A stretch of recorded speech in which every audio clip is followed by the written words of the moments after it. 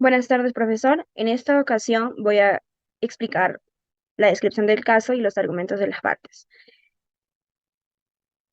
Para empezar, tenemos la introducción, en el cual este informe aborda un caso jurídico de gran relevancia que se relaciona con un conflicto de tierras en la región de Andahuaylas.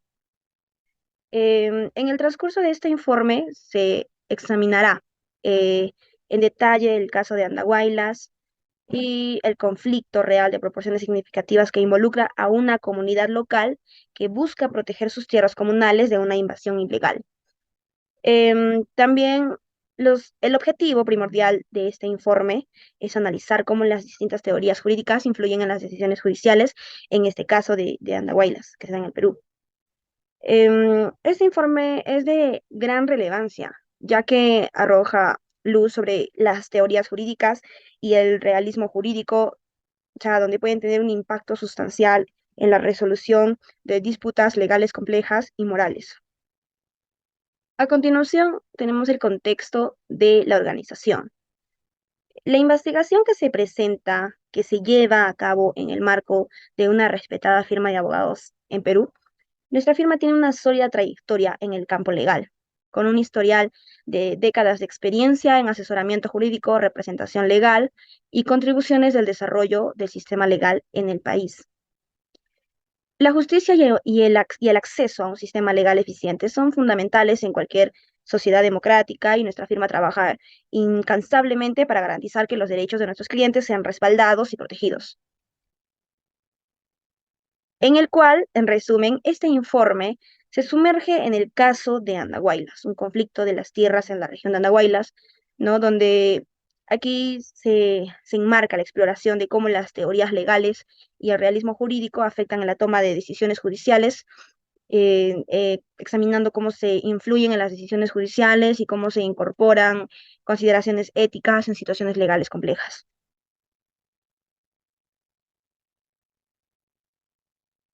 Ok, en consecuencia tenemos aquí el positivismo legal y realismo legal, que sería en el caso de Andahuaylas. Tenemos el positivismo excluyente de Kelsen, su rol en el caso de Andahuaylas. En el análisis de los fundamentos legales del caso Andahuaylas, es crucial considerar la perspectiva del positivismo legal, especialmente el enfoque excluyente expuesto y propuesto por Hans Kelsen. El positivismo legal, en esencia, postula que el derecho es un conjunto de normas y reglas que se derivan de fuentes jurídicas específicas y que no se deben mezclar con consideraciones morales. En el contexto del caso de Andahuaylas, el positivismo excluyente de Kelsen cobra relevancia al resaltar la importancia de distinguir claramente entre lo que establece las normas legales y cualquier juicio basado en valores morales. En esta perspectiva del positivismo excluyente de Kelsen, puede haber tenido un papel determinante en la resolución del caso de Andahuaylas, ya que enfatiza la primacía de las normas jurídicas establecidas y la necesidad de que los jueces se adhieran a ellas sin permitir que las consideraciones éticas influyan en su decisión, en esta decisión. Esta postura rígida de positivismo legal podría haber sido la base sobre la cual se fundamentó la decisión final del juez, lo que refleja su adhesión a la letra de la ley por encima de cualquier consideración moral.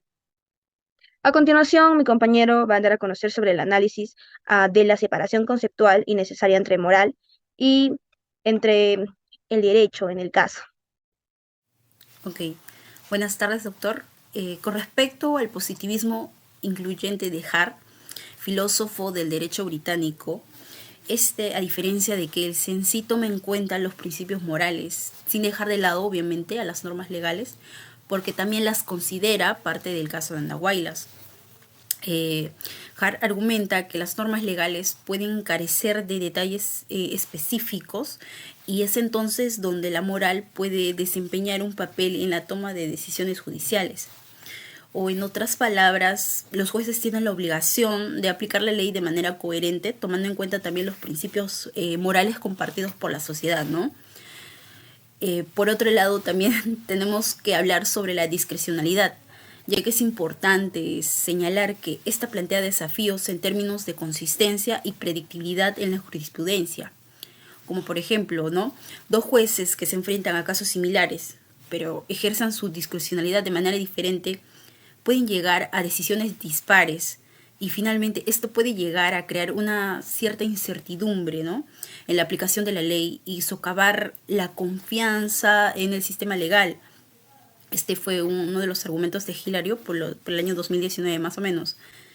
Y ya para culminar, estos argumentos en relación con el caso de Andahuaylas subrayarían la importancia de encontrar un equilibrio entre la aplicación rigurosa de la ley y la adaptación flexible a las circunstancias.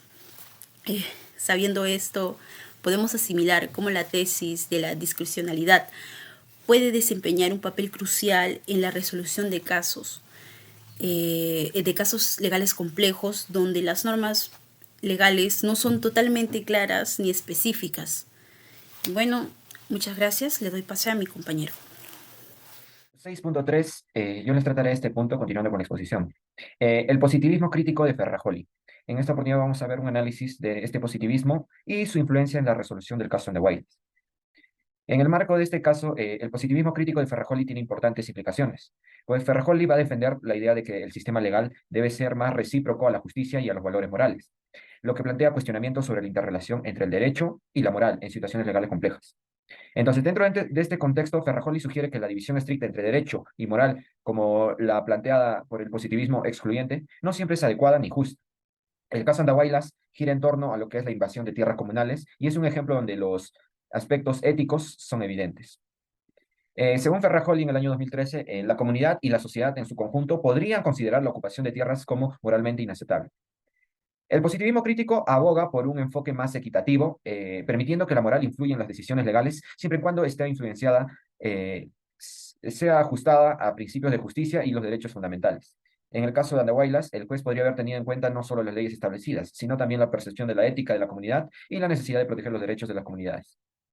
Sin embargo, desde una perspectiva crítica, el positivismo crítico va a plantear desafíos en términos de establecer los límites de influencia de la moral en el derecho. Y surge la interrogante sobre hasta qué punto se puede permitir que la moral influya en las decisiones judiciales sin comprometer la imparcialidad y la previsibilidad del sistema legal, lo que puede generar debates sobre cómo equilibrar la justicia moral con la equidad legal, ¿no? En el apartado 6.5 vemos una ejemplificación de la tesis, de las fuentes y su aplicación al caso. En el caso Andahuaylas, la aplicación de la tesis de las fuentes sociales puede ilustrarse al examinar cómo la ocupación de las tierras comunales en Apurímac fue percibida y evaluada por la comunidad local y la sociedad peruana en su totalidad. La comunidad local podría haber interpretado que la invasión de las tierras comunales violaba sus derechos de propiedad y los valores arraigados en la propiedad comunal. La tesis de las fuentes sociales sostendría que la ley no se puede comprender en aislamiento, sino que debe considerar la realidad social y las normas no escritas que afectan la percepción de lo que es legítimo y lo que es legal. En el caso de Andahuaylas, esto podría haber llevado al juez a contemplar no solo las leyes existentes, sino también la importancia de proteger los derechos y valores arraigados en la comunidad. Sin embargo, es importante señalar que desde una perspectiva crítica, la implementación de la tesis de las fuentes sociales conlleva desafíos. La influencia de estas fuentes en las decisiones judiciales puede variar según la interpretación de los jueces y puede resultar en decisiones dispares. Esto plantea interrogantes sobre la coherencia y la previsibilidad del sistema legal al considerar estas fuentes sociales. Bueno, a continuación con la exposición, yo les voy a hablar acerca del realismo jurídico de Ross y aplicamiento del positivismo. En este punto esencial es acerca de la descripción del realismo jurídico de Ross y su posible influencia en la decisión del caso. Bueno, teniendo la perspectiva del realismo jurídico de Ross, se podría haber tenido un impacto en el cual el juez aborda en dicho tema. El juez se argumenta que no se puede separarse por completo de las consideraciones morales y sociales, que los jueces a menudo toman decisiones basadas en su percepción a la justicia y equidad. Bueno, solamente se sabe que los jueces no son máquinas de que apliquen leyes, y en este caso tendría que el juez tome en consideraciones también a lo que es la comunidad, a los centros los cuales se encuentran afectados en dicho caso. Eh, en el caso de Guaynas, como yo le había explicado a mis compañeros, el juez podría haber tomado una decisión así por normas legales como tal. Sin embargo, él consideró las perspectivas de la comunidad y la percepción de justicia de la sociedad peruana. En este caso, si el juez hubiera ido por las normas legales de por sí, que ya son aplicadas en dichos casos, el juez hubiera obviado, si acaso omiso, lo que es la comunidad y la población, pero en este caso él toma en cuenta las opiniones, ¿no? De, de la población y de la comunidad. Pues si este no hacía ello, se iban a vulnerar la equidad y los derechos de algunas personas que vivían alrededor de. Entonces eso no convenía para, para la población. Pero en otro punto abarcaremos lo que es la identificación de momentos en el que el juez peruano pudo haberse distanciado del positivismo, ¿no?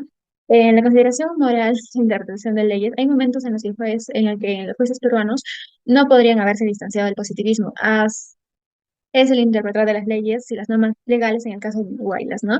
Eran ambiguas o incompletas. El juez de por sí ha podido recurrir a consideraciones morales para rellenar los vacíos legales y tomar una decisión justa.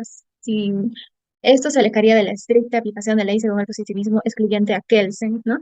La ponderación de valores sociales son los que en algún momento pesan ante todo un juez, o sea, no se puede ir siempre por ese lado, sabiendo que hay otras vías alternas, el cual tienen que influir en dichos casos. Entonces, no todo es irse de frente al grano cuando tenemos que ir desmenuzando la situación e ir recopilando información para poder para llegar a algo conciso en el cual basarnos y del cual hablar contundentemente teniendo pruebas también, ¿no? La búsqueda de justicia de subyacente, el juez peruano podría haber buscado el justicia subyacente también en el caso de Guaylas, ¿no? La aplicación literal de ley. Si se consideraba que la decisión legal no reflejaba equidad y la justicia en el contexto legal o local, perdón, podría haberse distanciado del positivismo a tomar medidas para rectificar esa situación. Si en este caso el juez iba a ir por otra vía, el cual no iba a favorecer a la población, este pudo optar por esa justicia subyacente, ¿no? Para que se pueda rectificar dicha situación a su vez, él rectificarse a sí mismo de la decisión que ya había tomado anteriormente. En consideración de los derechos humanos, sería otra desviación del positivismo, podría haberse ocurrido si el juez reconoció la importancia de los derechos humanos en caso. Los derechos fundamentales son esenciales para todos en sí, ¿no? Eh, que no siempre están codificados en las normas legales nacionales. Pueden haber influido en su decisión, especialmente si la invasión de tierras afectaba a los derechos de la comunidad. En este caso, se tenía que haber escuchado tanto la parte de los invasores como de los pobladores de que por sí ya vivían ahí, porque si se iba a hacer caso, digamos, a A y no a B, iban a haber conflictos porque se estaban vulnerando los derechos fundamentales. Uno de ellos es el derecho a vivir en un hogar estable y sano, ¿no? Pero esto sería vulnerando, ¿no?, los derechos de quienes ya estaban viviendo ahí, y luego también sería a los otros habitantes que estaban invadiendo. Claro, aunque no es legal lo hay en nuestro país, pero sí van a vulnerar derechos fundamentales, como sería ese, ¿no? Derecho a tener una vivienda segura, ¿no? Y tener un lugar donde habitar. En continuación, mi comunidad. Muy bien. A continuación, hablaré sobre las conclusiones. En primer lugar, el positivismo legal es una teoría importante en la jurisprudencia, pero su aplicación estricta puede ser cuestionada en casos complejos. Tanto Kelsen como Hart ofrecen perspectivas interesantes sobre la separación entre derecho y moral, pero también reconocen que esa distinción puede desvanecerse en situaciones relevantes moralmente. Ferrajoli, por otro lado, cuestiona esta separación y aboga por una aplicación más justa de la ley. La tesis de las fuentes sociales destacan la influencia de la sociedad y los valores en la interpretación y aplicación del derecho. El realismo jurídico de Roth reconoce la importancia de los factores sociales y morales en las decisiones judiciales, incluso dentro del positivismo estricto. Un ejemplo de esto es el caso de Guaylas, donde un juez peruano consideró la moral y los valores sociales en su resolución. Estas diferencias y diferentes perspectivas muestran la complejidad de la relación entre derecho y moral, y además de cómo tener en cuenta que ambos pueden ser beneficiosos en situaciones ambiguas.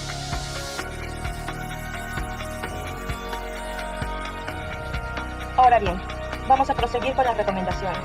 Para empezar, la justicia es uno de los pilares fundamentales de cualquier sociedad y es necesario promover la educación legal para garantizar la equidad en el sistema legal. Esto implica proporcionar a los jueces una formación continua en teorías jurídicas contemporáneas para mejorar su capacidad de abordar casos complejos y tomar decisiones éticas y morales. Además, es importante establecer pautas claras sobre cómo incorporar consideraciones morales en las decisiones judiciales sin comprometer la imparcialidad. Se debe encontrar un equilibrio entre la aplicación de la ley y la ética, teniendo en cuenta el impacto moral de una decisión sin abordar la objetividad. Finalizando, para asegurar un sistema legal efectivo y justo, debemos promover la educación legal abordando las complejidades éticas y morales en las decisiones judiciales, garantizando la formación continua de los jueces, estableciendo pautas claras, fomentando la transparencia, promoviendo la colaboración interdisciplinaria, revisando y actualizando constantemente las leyes. Estas acciones son fundamentales para fortalecer la justicia y así generar confianza en el sistema legal. Gracias.